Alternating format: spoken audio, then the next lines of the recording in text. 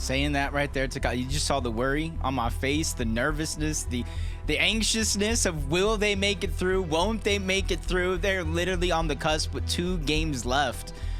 And it's a team that I feel like we all thought, even, you know, people in the chat, the community making their predictions, that they would be a lock to at least win a game.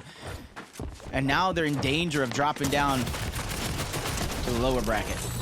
I got some thoughts on that, but look at this first. Clement was tired of spending time in this early game engagement, going on the roof, farming the chest. They said, you know what, 50-50, all or nothing.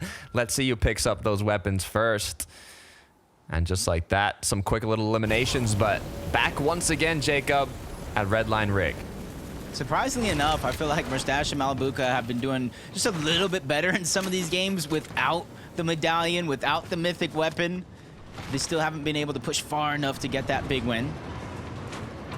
High ground's going to go to Noah Riley and Aqua. Low ground's going to go to Malabuka and Mustache. And even though game 1 was a close fight, that went in way of Malabuka and Mustache, game 2, same, or game 3, I should say, the same results. The only game that was like a very fast engagement was the first one. Since then, they've been taking a bit more time to actually complete this fight. But it looks like this time around, Aqua's been knocked down. It's all up to Noah Rayleigh now. Mustache, Malabuka, both incredibly low, just 1 shot away from being knocked down. The issue is if Noah gives them some time to breathe, if Noah lets Malabuka and Mustache heal up, it could lead to his demise. But with that initial knock, Noah now has the advantage. Yeah, there's only 2 builds, though, on the side of Noah. Mustache is just scrambling around trying to stay alive. Noah's going to go and look for that elimination, but Malabuka is crawling away. That siphon match, that is crucial amount of materials that he can use, get in his inventory. Mustache is going to do the same thing on the other side. Bubble shield going down, learning from the mistakes, but not learning fast enough. Dropping from the top. Noah's going to take him down. Mustache and Malabuka are out of here. Back and forth between these 2 duos. You can see how difficult it can be being contested, which is why 7 out of 8 games have been won by uncontested duos today. You can see the trouble it causes. The good news for Mustache and Malabuka, though, is that they're currently at the top end of the leaderboard, not including the winners. They're technically 3rd place right now, but I might have just spoken too soon, Jacob, in the blink of an eye. Looks like Aqua and Noah are going to be joining Malabuka Mustache in the lobby. Yeah, I was preparing to have a whole spiel of how much they needed it. They got 4 points going into this game, and immediately Kaido and Hydro. It's almost the same thing that they did in that last game to get those same eliminations. And now they're going to get a big chance here now that they're going to get that loot yet again. With Swizzy and Vanya gone. You see another team moving over, Finn and Kenty, trying to take Brutal Beachhead for themselves. Looks like they're going to be able to do it too. I got scared a little bit. Maybe the NPC was going to take them out with as much HP that Finn got left with. But this should be a pretty easy cleanup as they could continue to take over the Brutal Beachhead. But to add on what you were saying, Jacob, I mean, CZB Nathan, our leaders from yesterday, basically down in 48th place. Noah Aqua in 46th place. Cami Setty on the cutoff of the upper bracket. We can see kind of what happened here to Vidil. Nice little pickup by Kentic, but was Reason able to get out? Oh no. Oh. A little too high on the crash pad. That's so unfortunate. Right into the shark be mouth. careful. And that's the thing, bro. They switched up, multiple teams switched up their drop spot the moment Swizzy and Vanya won that game, got away from Brutal. But that's something that we talk about week after week, major after major in these formats, to where when one team wins, it does open up a spot, but when multiple teams have that same idea, perfect example of what happens. Uh-oh. The slow patience, is it gonna pay off for Tarps and his duo partner here as Volko and Cringe? All it would take is that one decision to, you know what, let's get a bit of extra loot. Let's go up to the rooftop. There's some floor spawns. Little do they know, that could lead to their demise. Look, they're being cautious though. They know. Yeah, they're putting walls down. They're pre-building. You can never be too safe. And that's what you get from experience in these lobbies. They did it for 2 floors so far. I just want to see them They do it continue for to be 30, safe on the third floor. Like, if they just walk up there and some big shots get landed. Oh, no. Yeah, I get it. Wow. I get it. In everybody's house, you don't put anything important in the attic. That's crazy, though. They went up 2 floors. And out of, I don't know if it's pure luck or what, they decided, you know what? We don't got to go to the attic. Pop the nitro splash, continue with the rotate. I don't think they had a clue that there was a duo up top above them, but those are things only we're going to know now. Us in the chat. It's a quick reminder. This is day 2. Similar format. Same format, basically, to day 1. Where 5 duos will qualify directly to the grand finals through a victory royale. And if you're unable to do that, you have to get top 20 or top 25, including the game winners, on the leaderboard to maintain your spot in the upper bracket for tomorrow. If you're coming from the lower bracket that's being played out at the same time right now with even more duos, all you got to do is get top 30, and then you will also move to tomorrow in the upper bracket. You know, we saw that threshold move pretty hastily yesterday in the last game. Right now, it currently sits at 46 points. So I got to imagine if you find yourself 100, 110 points, you're a lock for tomorrow's upper bracket. And you can kind of play a little bit more loosely, a little bit more flexible in these last 2 games. Try things out, go for that high ground, get those big wins, because that's what we've seen throughout the majority of these games is the multiple players battling it out for that high ground. Sometimes the low ground wins out, but more times than not, we've been seeing some big victories come out of the high ground. Are we going to get another southern zone here, Jacob? Another south pole? Yesterday was all about north zones. Now it's looking a lot more like a south zone type of day.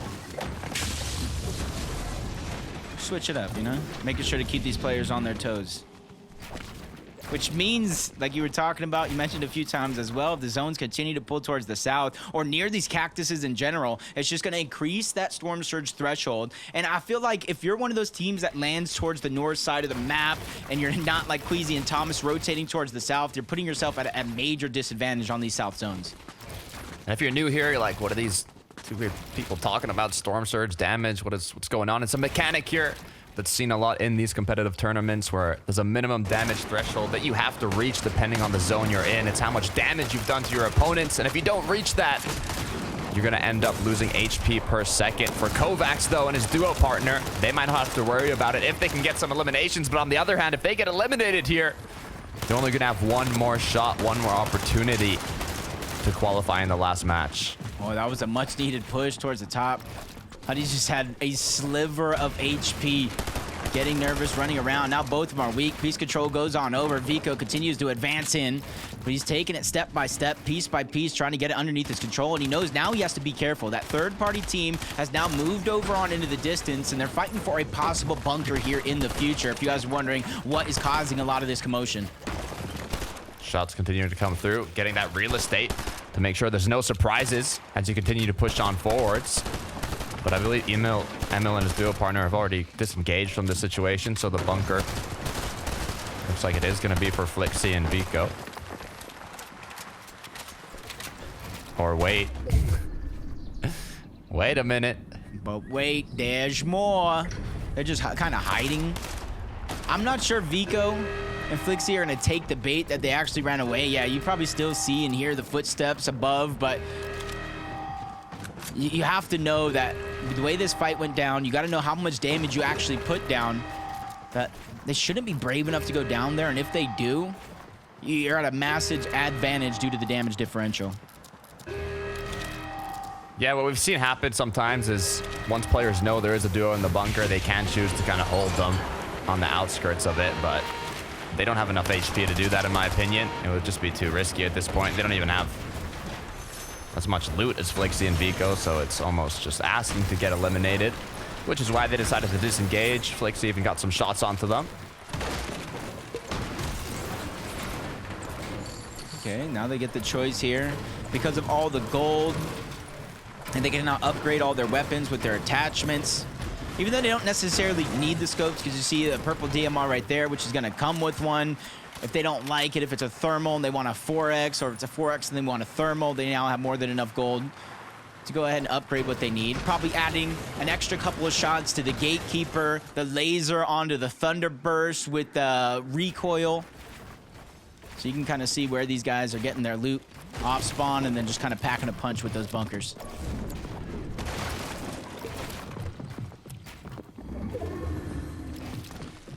I know the Chapentini kind of like to play those shots from afar, but it looks like they've kind of based up on their surge base here. Dexy and Eclipses. I'm wondering what the ultimate game plan from this is going to be. I'm almost wondering if that forecast tower even spawned on that side of the map. Yeah, it is How quickly Chapentini are over here. Yes, the zone is moving over, but typically when they have that forecast tower, they stagger themselves so far back. They're not afraid to stay in the zone around a couple of those launch pads that they use to base up. And then from there, they kind of rotate in. So coming in early, it's not confirmed just yet, but I do feel like they're lacking the forecast tower in this game.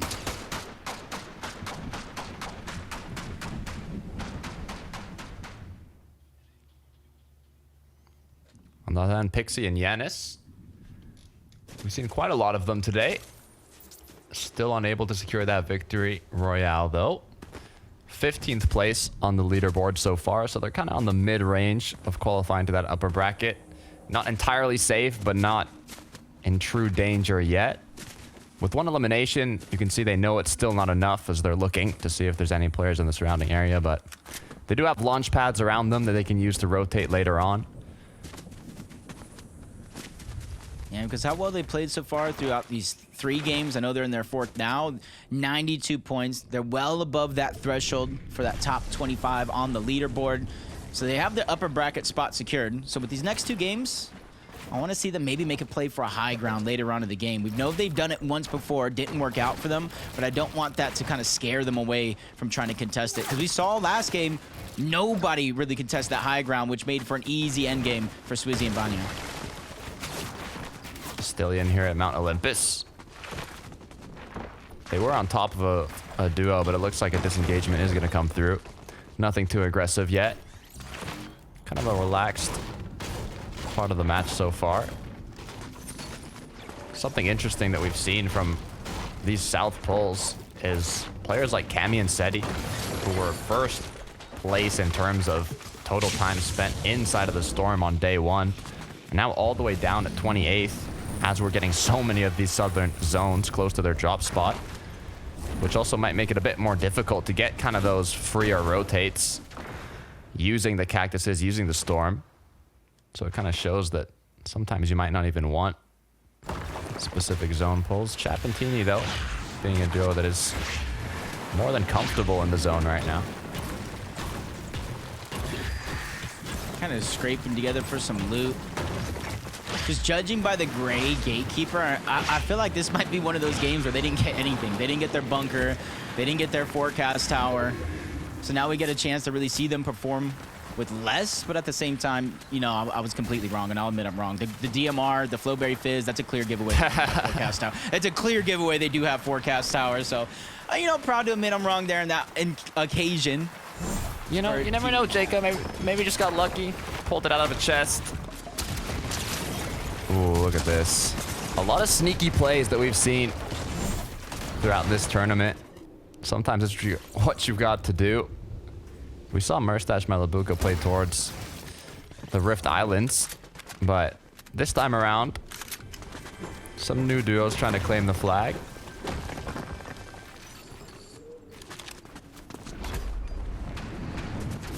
There's not too much going down all around. Few players on top of Rift Island, a good number of them positioned underneath, likely waiting to use the rifts just like this, but he's going to be by himself. He has a good amount of information as he floats on over, and the fact that he's not taking shots has to give him even more information that there might not be a lot of teams positioned over here. So if he's looking for a reboot, sooner is better than later, because the more this zone closed, the more everybody's going to be stacked around, and the less of a chance, even if he does get the reboot, that his teammate will survive. 2 eliminations for Colbier. I'm wondering if this is the same. They went up against the same duo we saw previously in Mount Olympus. There was a lot of action in this area of the map.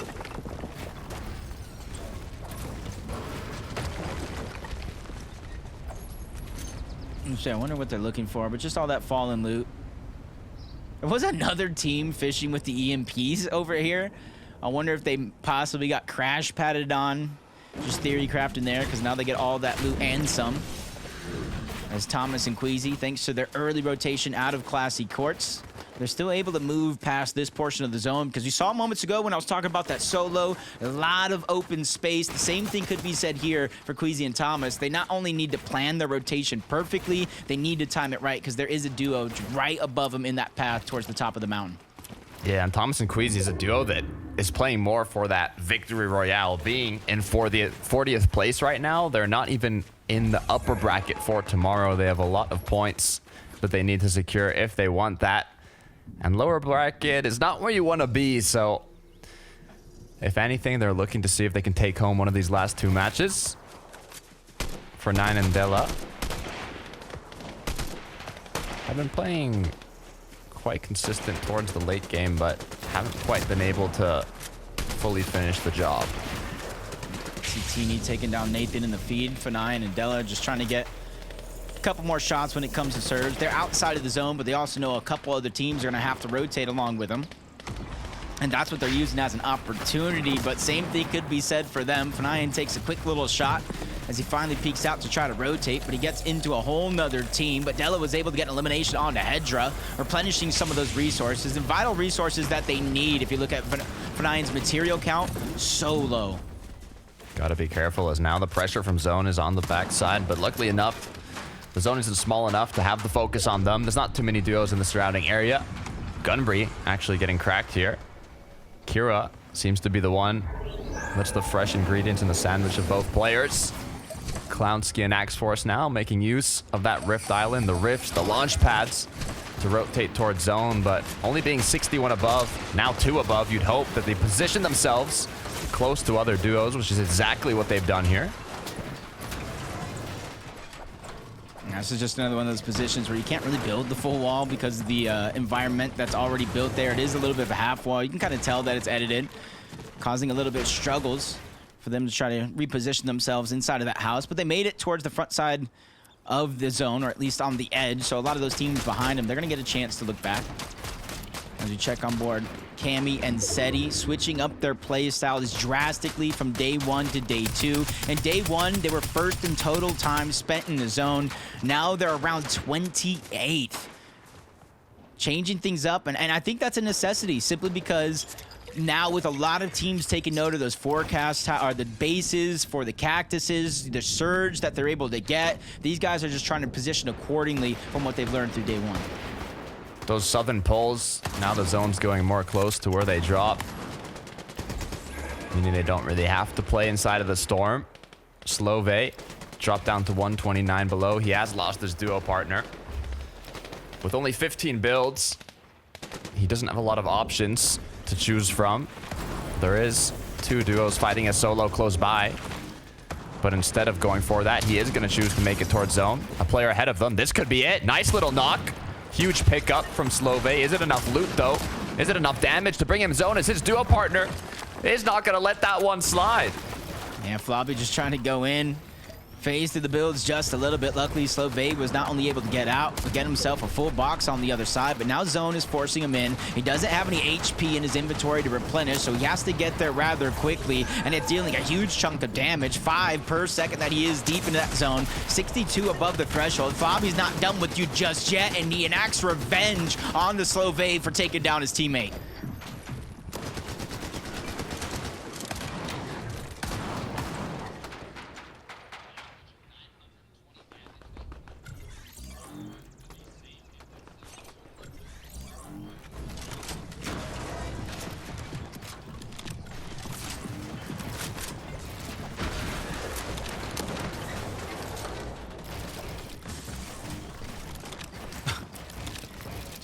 Neat little find there on ammo.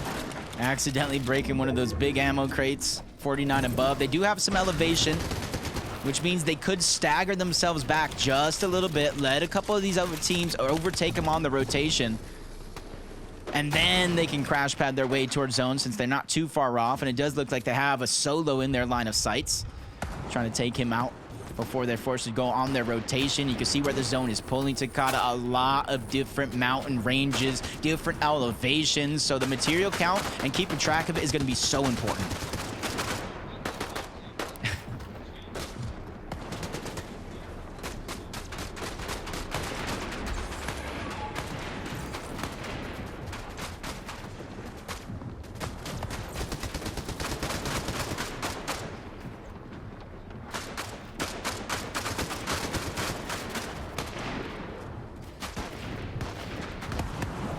Slow and steady wins the race, and they're just hoping that somebody's going too fast for their own good. But they do kind of break into a box on the other side. Emil goes down as well into the box along with him, but at least he gets elimination and gets out alive. His two teammates just got ripped apart. Queasy and Thomas elevated much lower than everybody else, which is going to work out for them. You see the zone pulling towards the south, but it is going to be an eastern pull as well, which means they have a clear line of sight with very few duos. They just need to be able to survive this lobby focus, which has been happening them far too often in games like these, especially in the big moments. But Thomas, I think, has had enough. He gets a knock onto one. Queasy running around helps him on the other side. They get the full-on duo wipe out of the lobby, but the pressure hasn't slowed down just yet. And they're going to be able to survive, Takata. And this could be the moment. The moment we've been waiting for. Can they turn those tables around? From issues in the mid game, not able to fully make it to the late game. Thomas HD and Queasy now have one shot, an opportunity from 40th place on the leaderboard to now the potential of taking home a victory royale. That's the best part of these semifinals, no matter how bad they've been doing throughout the day. All it takes is one victory royale. Great crash pad rotate into zone. Thomas actually got knocked. Queasy, do you have time? Please tell me you do. 4 HP is what Queasy's gonna make it out with. Now is gonna be forced to use a med kit. This is like dreams and nightmares all at once. Dream to stay alive, a nightmare of what just happened, but they still find a way. 600 damage above the threshold. Storm Surge is not gonna be a worry from here on out, but if you look at their position, they're like stuck in a little crevice underneath the mountain. If it continues to pull up towards that mountainside, which is the south, the eastern part of the map, and even towards the north, it is going to be a hurtful situation to be in, but they get blessed. A little bit of a southwest pull, which means they have a little bit of pressure that's going to ease up. A little bit of time, but you got to be careful because it looks like Cringe and Volko are in desperate need of surge. And look at that duo that's ahead of them. It's Queasy and Thomas HD in the crevice. Both duos having to rotate as they decide to tank a bit of storm damage and make it into zone, while Cringe and Volko now are in desperate need of damage. I'm just hoping that maybe saw Cactuses outsoared towards the other side. Medkits as well from the battle that they've won. Cringe and Volko, though, are now on the clock. They're below the threshold. Yeah, it might only be 5, but that does the same damage regardless, and they're looking for opportunities. Roban just comes charging in, takes down Cringe, forcing the medkit usage out of Volko a lot earlier than he'd hoped to use it. No crash pads, nothing to get him back into zone. He's gonna have to try and sprint in, but will he make it? I don't think he can. Another medkit is gonna be forced to be popped. This isn't even a heal off. This is just survival. Yeah, the only chance he has right now is to find any cactuses, because the medkit's not even going to save you in this situation. He cannot go to zone. Seconds are left, and he goes down in 19th place. Valiant effort for them, but they're leaving it to the last and final game to try to get their ticket to the grand finals. So far, height is going to be claimed by Haijo Kaido. Thomas HD, Queasy still up down below. Queasy actually having picked up an elimination. Vico and Flixie as well looking incredibly strong down on low. Big shots towards the side, catching a lot of players off guard. Even when they get pressured from above, they take no time wasted to back down, reposition, knowing that where that next rotation is going to come from. Quickly move on over to the side. They know it's opened up, and they know it's smooth sailing. Very few teams are going to be on that side, but Pixie is down below this threshold. Even with the most damage done in game number 1, his job is not over just yet. With 3 medkits, he has that win condition, but now he needs to figure out where he's going to get the damage from, with no choice but to scramble around, trying to get to the front side of the zone. He knows there's nobody that can get him a safe and easy target, so the medkits have to come out now. Heal off begins. Issue is, how long will it take for these players to get eliminated? Will he be able to out-heal the threshold? Will he have to look for damage? 156 is a lot of damage, Jacob. The good news is the zone's pulled back. He has a bit of time to breathe, but just one more medkit left. Thomas HD now playing alone. Only a couple more players do need to go down. Storm Surge deactivates. Thomas. We saw Queasy down below. He got knocked. He had no choice but to leave him by himself.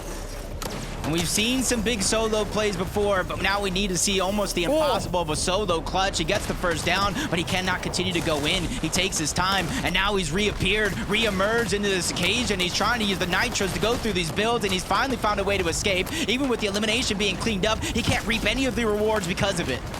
Thomas, just 20 HP, 2 ticks until he gets eliminated to Storm, but he is annihilating his opponents up to 4 eliminations. He just needs a bit of HP. He cannot even pick up the loot. He has no choice, can't take too many ticks. He falls down. Thomas is out. Him and Queasy have to go again in the 5th and final game of the day. And if you look in the sky, well, everybody's distracted down below. Haijo and Kaido have elevated themselves above the rest. And if this is anything like last game, since they are not contested, they should have it in the bag. A lot cleaner high ground positioning now as Rabat is going to go down below, hits the initial tag, gets the crack, gets the finish, but he goes down. And look who it is. It's Cammy and Setty. So many juggernauts got taken out of the lobby. Cammy's taking the sacrifice out of zone, and it's going to work out. They get another elimination. They get a ton of mats, and this is the difference from last game to this. Now they're able to claim space from above. So now when the inevitable happens and they drop down to challenge it, this is their space. I'm not even coming down to it. Not get eliminated. Haijo has 2 medkits. Cammy has 3. He beats him in terms of a heal off. The issue is when the drop down happens, are they going to go for the full-on engagement? Do they have time? Do they have materials to play the heal off? It's all or nothing. Yep, they claimed all that space down below. The sacrifice that Cammy took, you notice he gave the medkits to Setty. Win condition is there. Down goes Cammy. Kaido's scrambling around. Setty's still alive. 3 medkits in the inventory. Haijo's still holding on to the zone. He is outmatched when it comes to total amount of medkits, but he has a big health lead because of it. 2 more medkits in the inventory for Setty. 1 more in the inventory for Haijo. This is literally going to come down to the wire with a grand final spot on the line. The last medkit already being used for Haijo. He's going to be clear out after this. 1 more in the inventory for Setty, but that one's already going to be used. Now Haijo has to go on a hunt, find some cactuses, he gets and a cactus. does. There's 2 right there. 2 cactuses back to back, but Setty finds more medkits. He finds more medkits on the other side. The great scramble from Haijo is over. Setty and Cammy finally do it. They qualify to the finals. It's been done. We've been waiting for this moment, and they've done it. Cammy and Setty qualified now to the grand finals with one of the most intense heal-offs we've seen to today's date. I got scared for a moment, Jacob. I saw the cactuses. I said, have they done it? But Cammy and Setty with the extra med kit is going to secure that seat on the bus to the grand finals. Yeah, if he didn't find that extra med kit, the cactuses would have won Haijo the game. But you got to give it to Cammy right here. This play right here essentially is what pushed him over the top. I know we didn't see it, but he ran back. He grabbed all those materials back there, and that's what allowed them to claim the space on the low ground and get the inevitable win. Great shots at the end as well. That had me on the edge of my seat, but Jacob, we are not done yet. Cammy and Setty took home the 4th match of the day, but there's still 1 more match to be played out to crown our final winners of day 2 of the semifinals, and we'll get to that right after this quick break, so don't go anywhere. We'll see you soon.